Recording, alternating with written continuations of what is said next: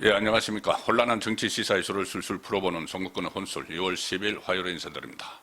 민주당 정청래가 이재명을 패싱하고 조국과 밀당을 해서 추진을 했던 민주당과 조국혁신당 합당 사실상 물 건너갔습니다.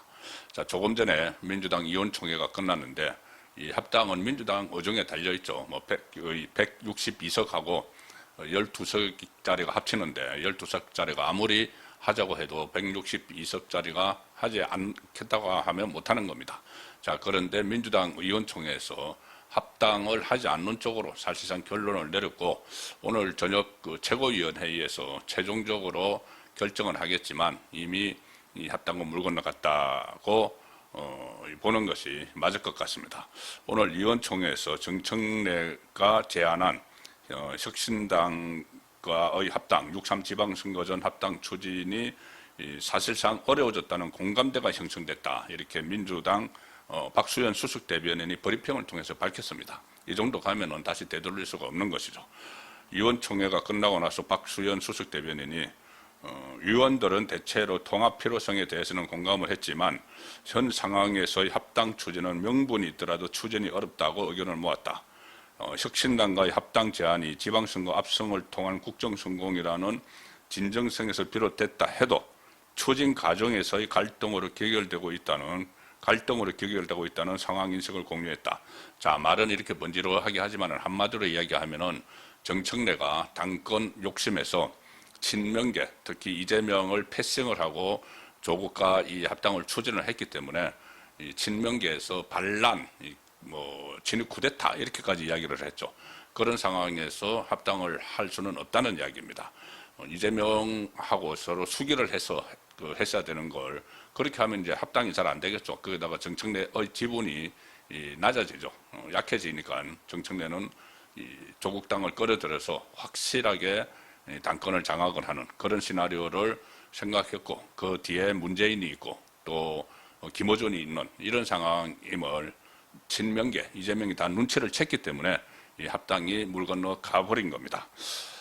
그리고 그 과정에서 이재명 패싱도 패싱이지만은 대외비 문건이 또 작성이 돼서 논란이 일어났죠.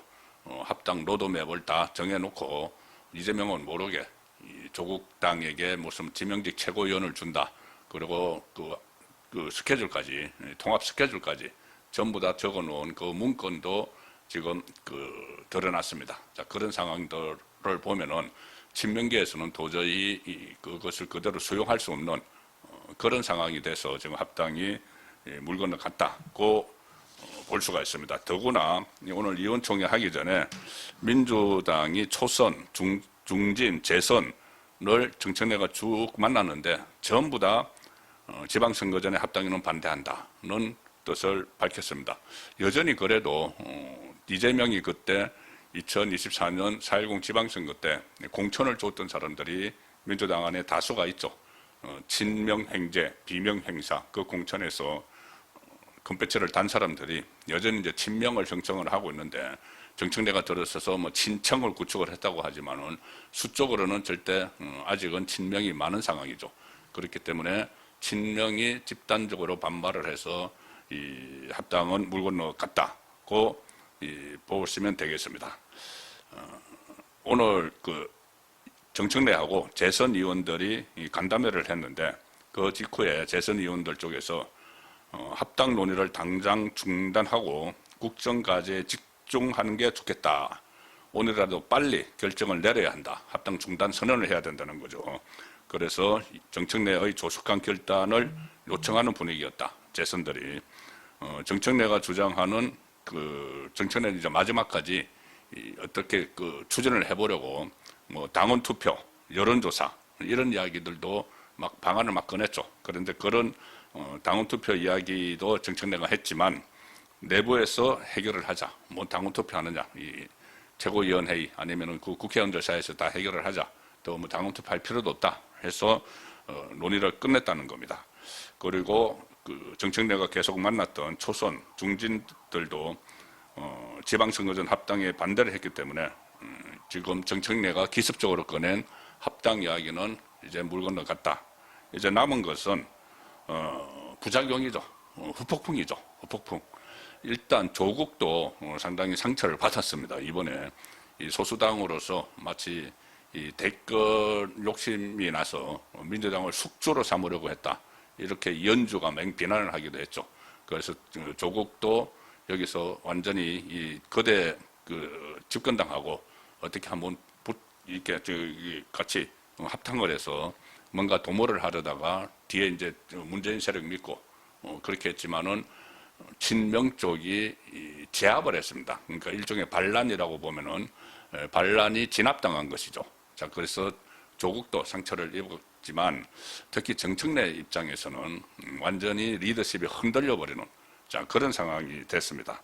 그런데 여기서 끝나지 않습니다. 지금부터 좌파 분열은 시작이 됩니다. 왜 그러냐면은 민주당의 친명 쪽에서 이렇게 분란을 일으킨 데 대해서 그냥 넘어가지 않겠죠. 책임론을 제기를 할 겁니다. 왜냐하면은 이게 여기서 끝난 게 아니고 당장 지방선거 앞두고 이 공천권 다툼이 있죠. 공천권 다툼이 있고 또 지방선거 끝나면 8월 달에 전당대회가 있으니까 새로운 당 지도부를 뽑아야 되니까 아마 친명은 반격의 기회를 삼고 정청래 몰아내기를 지금부터 시도를 할 겁니다. 그렇다면은 여기에 대해서 또 정청래가 버티기에 들어가면서 많은 잡음이 일어날 수밖에 없고 특히 지금 정청래가 그때 2차 내란몰이 특검을 임명을 하면서 이 김성태 변호인을 했던 전준철을 추천을 해서 이재명이 노발대발했다. 그런 상황도 있었고 또 어제 제가 소개해 드린 대로 이화영을 변론을 하면서 이재명에게 불리한 진술을 하도록 했던 그 변호사, 이화영의 변호사 서민석을 정청래가 법률특보로 임명을 했다는 것도 새로 알려져서 이재명 입장에서는 부글부글 끓을 수밖에 없죠. 그래서 양쪽이 도저히 같이 갈 수 없는 지경으로 치닫고 있습니다.